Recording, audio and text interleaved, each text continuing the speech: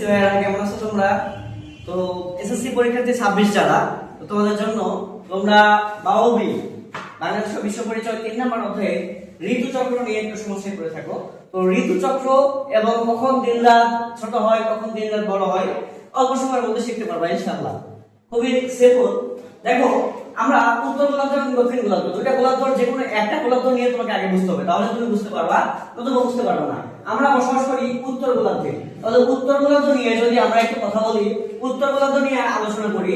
দেখো, আমরা উত্তর গোলার্ধ ধরে নিলাম, আমরা যে উত্তর গোলার্ধে, এটা উত্তর গোলার্ধ।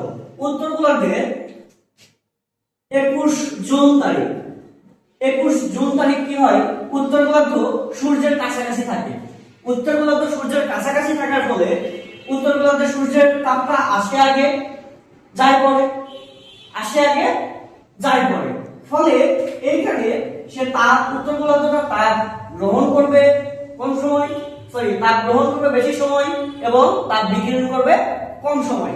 তাহলে যদি আলো আসে আগে যায় পরে, তার মানে কি হবে, দিনটা বড় হবে এবং রাত ছোট হবে। 21 জুন উত্তর গোলার্ধের সবচাইতে বড় দিন, সবচাইতে ছোট রাত। এবং দিন বড় হওয়ার ফলে যেহেতু তাপ শোষণ করবে বেশি সময় এবং বিকিরণ করবে কম সময়, রাত ছোট, এর ফলে উত্তর গোলার্ধে 21 জুন তারিখ গ্রীষ্মকাল বিরাজ করবে। 21 জুন যদি উত্তর গোলার্ধে গ্রীষ্ম বিরাজ করে, তাহলে দক্ষিণ গোলার্ধে ঠিক তার বিপরীত, দক্ষিণ গোলার্ধে তখন শীতকাল বিরাজ করবে। এরপর 21 জুন তারিখের পর থেকে 22 জুন থেকে উত্তর গোলার্ধ থেকে সূর্য ক্রমশ দূরে যেতে শুরু করবে। দূরে যেতে যেতে যেতে যেতে এইখানে এসে 23 সেপ্টেম্বরে এসে সূর্য তোমার হচ্ছে নিরক্ষ রেখার উপরে লম্বভাবে তাপ দিবে।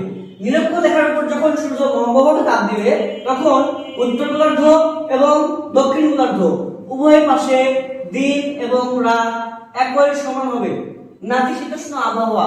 উত্তর এবং দক্ষিণ গোলার্ধে একই রকম অবস্থা হবে, দিন এবং রাত হবে একদম সমান। এরপর যেহেতু এখানে দিন রাত সমান, সেই মুহূর্তে আমাদের উত্তর গোলার্ধে বিরাজ করবে শরৎকাল, গরমের শেষ অংশ, শরৎকাল। যেহেতু গ্রীষ্মের পরের অংশ, শেষ অংশ, উত্তর গোলার্ধে বিরাজ করবে শরৎকাল। উত্তরে যদি শরৎ বিরাজ করে, দক্ষিণে অবশ্যই এর বিপরীত অংশ বিরাজ করবে। উত্তরে শরৎ, দক্ষিণে বসন্ত। শরতের বিপরীত বসন্ত, গ্রীষ্মের বিপরীত শীত। তাহলে 23 সেপ্টেম্বর তারিখ সূর্য কি করলো, আমাদের উত্তর গোলার্ধ এবং দক্ষিণ গোলার্ধ দুই জায়গাতে রাত দিন সমান, কেন, নিরক্ষ রেখায় লম্বভাবে তাপ দিচ্ছে।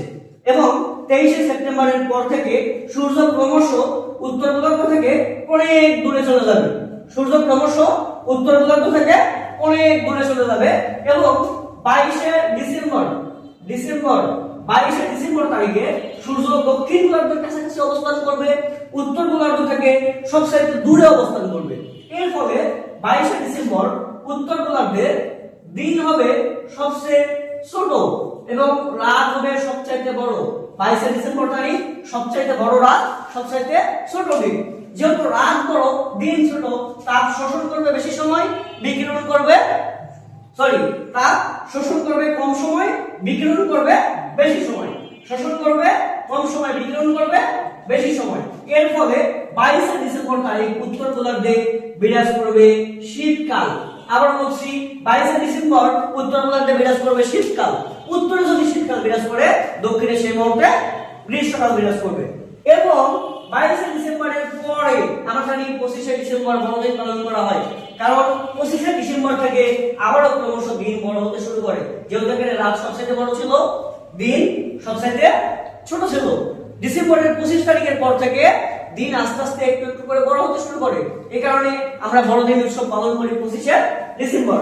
এরপরে 25 ডিসেম্বর থেকে আস্তে আস্তে একদম 21 মার্চের 21 তারিখ, সেদিন আবার কি হবে, সূর্য আবারও আমাদের যে নিরক্ষ রেখার উপরে লম্বভাবে তাপ দেবে এবং 21 মার্চ রাত এবং দিন এক সমান হবে।